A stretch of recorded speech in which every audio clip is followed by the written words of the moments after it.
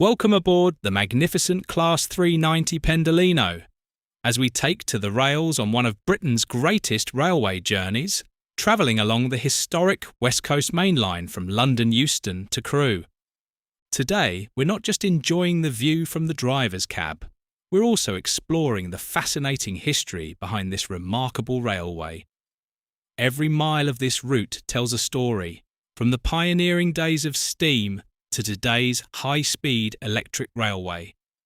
The West Coast Main Line is Britain's premier railway, stretching almost 400 miles from London to Glasgow, with important branches serving Birmingham, Manchester, Liverpool and Edinburgh. It is one of the busiest mixed-traffic railways anywhere in Europe. Every day it carries high-speed passenger services, commuter trains, regional services, and around 40% of all Britain's rail freight. What's remarkable is that this famous railway wasn't originally built as one continuous line. Instead, it grew from a collection of separate railways built by different companies during the great railway boom of the 19th century. As we leave London Euston behind, we're following the route of the original London and Birmingham Railway, engineered by the legendary Robert Stephenson. When it opened in 1838, it transformed travel forever. Journeys that had once taken days by horse-drawn coach could suddenly be completed in just a matter of hours. Imagine how exciting this must have been for Victorian travellers. For the first time, London was directly connected to the rapidly expanding industrial Midlands by rail, opening up new opportunities for business, industry and tourism. As we accelerate through northwest London, it's incredible to think that trains have been travelling along this route for almost 2 centuries. Steam locomotives have given way to sleek electric trains like the Pendolino, but much of the alignment beneath us is still the work of Victorian engineers. Soon we begin climbing towards Tring. One of the greatest engineering achievements on the route is Tring cutting. Rather than climbing over the Chiltern Hills, Robert Stephenson decided to cut directly through them. Thousands of navvies worked with little more than hand tools, horse-drawn wagons, and sheer determination to create this enormous excavation. The route itself was carefully chosen to avoid steep gradients wherever possible. Instead of crossing difficult hills, it follows natural valleys such as the famous Watford Gap, allowing heavy freight trains and fast passenger trains to share the same railway with remarkable efficiency. As we continue north towards Milton Keynes, we're travelling over what became one of Britain's most important transport corridors. During the Victorian era, the railway became so busy that much of the line had to be widened from 2 tracks to 4, creating separate fast and slow lines. That arrangement still benefits railway operations today, allowing express trains like ours to overtake slower commuter and freight services. Just to our west lies the Northampton Loop. Originally, the main line travelled through Northampton itself, but increasing traffic demanded a faster route. The direct Trent Valley line was built during the 1840s, allowing express services to bypass the town while maintaining local connections. Approaching Rugby, we arrive at one of the most historically important locations on the railway. It was here that several early railways came together, helping create what would become Britain's premier main line. In 1846, many of these companies merged to form the London and North Western Railway, better known as the LNWR. The company proudly referred to its railway as the Premier Line, a title that has remained associated with the West Coast Main Line ever since. Over the following years, the railway steadily expanded northwards. New sections connected Preston, Lancaster and Carlisle, while the independent Caledonian Railway completed the final link to Glasgow. By the late 1840s, passengers could travel all the way from London to Scotland entirely by rail, although the journey took more than 12 hours. Today, thanks to modern engineering and trains like the Pendolino, the same journey can be completed in just over 4 hours. North of Rugby, we join the famous Trent Valley Line, which remains one of Britain's busiest railway corridors. Not only does it carry high-speed passenger trains, but it also handles an enormous amount of freight traffic connecting Scotland, the Midlands, the Channel Tunnel, and ports across Britain. Every day, container trains, automotive traffic, aggregates and supermarket supplies travel this very route. One of the strengths of the West Coast Main Line is the number of important branches it serves.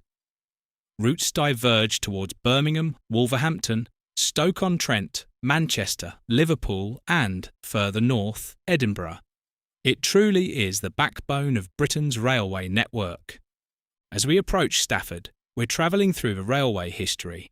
In 1923, Britain's many railway companies were grouped together, and the entire route became part of the London, Midland and Scottish Railway, better known simply as the LMS. Competition between the LMS and the rival London and North Euston Railway was fierce, particularly for passengers travelling between London and Scotland. This rivalry produced some of Britain's most famous express trains. Perhaps the greatest was the Coronation Scot, introduced in 1937. Hauled by magnificent streamlined Princess Coronation class steam locomotives, it covered the journey between London and Glasgow in just 6.5 hours, an extraordinary achievement for the steam age. Following the Second World War, Britain's railways were nationalised, becoming British Railways. During the late 1950s, British Rail embarked on one of the largest railway modernisation programmes ever undertaken. Steam locomotives disappeared. Colour light signalling replaced semaphore signals. Overhead electric wires transformed the route. Stations were rebuilt. And powerful electric locomotives took over the nation's premier expresses. Electric trains first reached Manchester and Liverpool during the 1960s, before electrification was finally extended all the way to Glasgow in 1974. Journey times fell dramatically, reliability improved, and passenger numbers soared as British Rail introduced its famous intercity services. The West Coast Main Line had entered a completely new era. British Rail didn't stop there. Engineers wanted to make trains even faster, but the Victorian route contained many curves that limited speed. Their solution was revolutionary. The Advanced Passenger Train, or APT, could tilt into corners, allowing it to travel much faster while keeping passengers comfortable. Although the APT itself suffered technical problems and never entered full service, the concept proved that tilting trains were the future. The technology pioneered by the APT eventually led directly to the train we're travelling aboard today. The Class 390 Pendolino. During the early 2000s, the West Coast Main Line underwent another massive transformation. Billions of pounds were invested in renewing the railway. Track was upgraded. Signalling was modernised. Stations were rebuilt. Junctions were remodelled. And the new Pendolino fleet entered service. Built by Alstom, these remarkable trains use sophisticated tilting technology to lean gently into curves, allowing them to maintain speeds of up to 125 miles per hour, while providing passengers with an exceptionally smooth ride.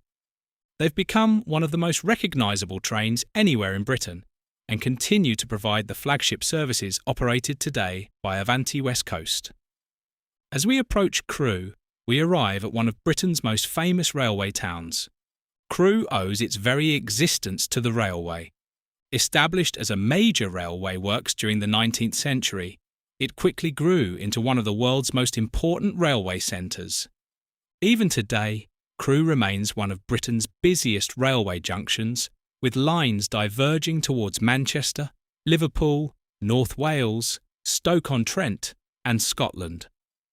Almost every long-distance passenger travelling on the West Coast Main Line will pass through this remarkable railway town.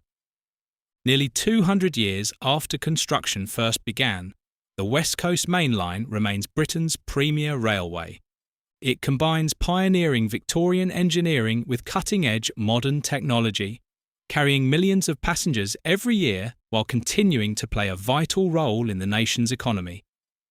From Robert Stephenson's original vision to today's sleek Class 390 Pendolinos, this remarkable railway continues to evolve while honouring its extraordinary past.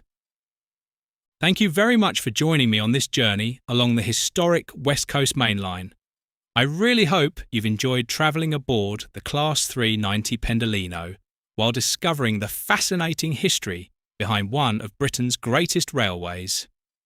If you have enjoyed the video, please give it a thumbs up, share it with your fellow railway enthusiasts, and don't forget to subscribe to the channel. It really does help support the channel and means you'll never miss another driver's eye view, railway history feature, or route learning video.